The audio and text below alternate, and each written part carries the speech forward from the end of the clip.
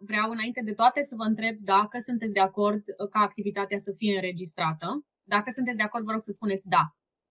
Da. În regulă. Activitatea, după cum vedeți, se numește balonul furiei și evident o să discutăm despre ce anume ne face să fim furioși, cum reacționăm și niște eventuale sugestii despre cum am putea să îmbunătățim reacțiile noastre la furie. Prima mea întrebare pentru voi este dacă ați fost vreodată furioși. Da? Vă rog să vă gândiți, o să vreau să aud câteva persoane. Dacă da, în ce situații și cum ați reacționat în acele momente de furie? Da, am fost furioasă și am fost la o competiție de volei și am pierdut. Și am început să plâng de nervi și a fost foarte nașpa experiența. Deci reacția asta a fost că ți-a venit să plângi de nervi. Da. Bun. Sunt furios atunci când surorile mele mă enervează și atunci uneori clachez și le enervez și eu pe ele. Odată am fost nervos deoarece am pierdut la un turneu pe al 3-lea loc. Adică puteam mai bine, dar am jucat destul de slab și echipa mea și în general. Și care a fost reacția ta? Păi am fost nervos cam pe întoarcere de la autocarul. Ce ați observat din ce s-a spus până acum și ce concluzie putem trage? Da, v-ați ascultat unul pe celălalt când v-ați împărtășit experiențele? Ne descărcăm toate emoțiile. Corect, este o descărcare de emoții. Bun. Acum, ideea este că noi trebuie să ne gândim dacă este benefică și dacă nu deranjează pe ceilalți descărcarea noastră de emoții. Cum ar putea să-i deranjeze pe ceilalți? Sau poate fi o situație penibilă. Bun, ce înțelegi printr-o situație penibilă? Păi să te faci de râs. Da, ok, să te faci de râs, corect. Și acum vreau să vă uitați la slide-ul pe care l-am pus. Da? Aveți acolo câteva întrebări și vreau să vă gândiți la ideea asta de balon al furiei cumva. Și vis-a-vis de voi, da? Deci fiecare în dreptul lui se gândește cum se umflă balonul furiei al vostru. Se umflă repede sau se umflă încet? De exemplu, eu sunt o persoană care se enervează mai greu. Deci aș putea să spun că balonul furiei mele se umflă foarte încet. Da? După care să vă gândiți care sunt situațiile care vă înfurie și cum reacționați, da? Când vi se umflă balonul. Păi balonul furiei mele se umflă încet, adică în general nu prea mă supăr sau mă înfuri pe cineva sau pe un lucru anume, dar când mă enervez pot să fiu foarte certărează sau enervantă și în general mă furioasă când nu reușesc să fac ceva anume. Deci că nu ți iese ceva. Super, bravo, bine ai răspuns. Hai să mai auzim mai multe persoane. Haide, uite băieții acolo cu glugă, așa, hai.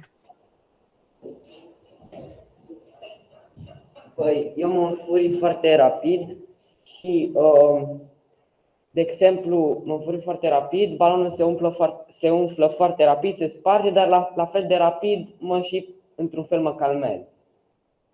Și, asta poate fi și un plus și un minus, nu știu cum să spun. Da, când explodează poți să-i rănești pe ceilalți. Și care sunt situațiile în care te enervezi?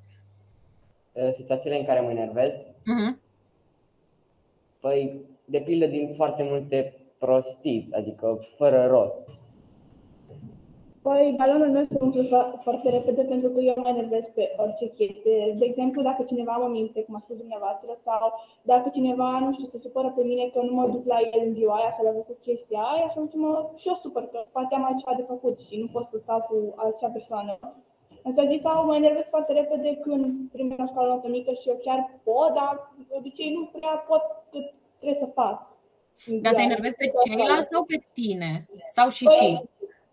Păi eu și știu, dar că nu știu, am așa niște emoții când la tablă sau la orice altceva, la alte materii. La mine balonul se umflă destul de repede, că deoarece eu mă enervez destul de ușor la aproape orice lucru, dar de obicei nu consum nervii pe cineva, dar îi țin în mine și ascult ce zice persoana.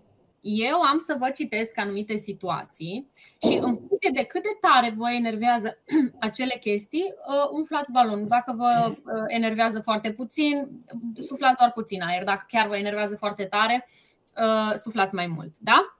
Prietenul tău își bate joc de noul tău stil de păr, de noua ta freză.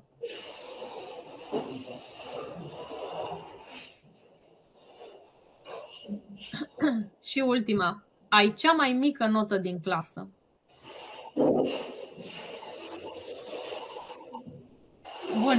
Bun. Acum, uitați-vă, luați balonul așa în mână fără să-l dezumflați și uitați-vă unul la altul să vedeți care baloane sunt mai mari, la cine nu s-a umflat aproape deloc. Cum sunt baloanele voastre? Sunt la fel? Nu. Ce înseamnă asta? Că sunteți diferiți și că pe fiecare o situație nu v-a enervat în mod egal.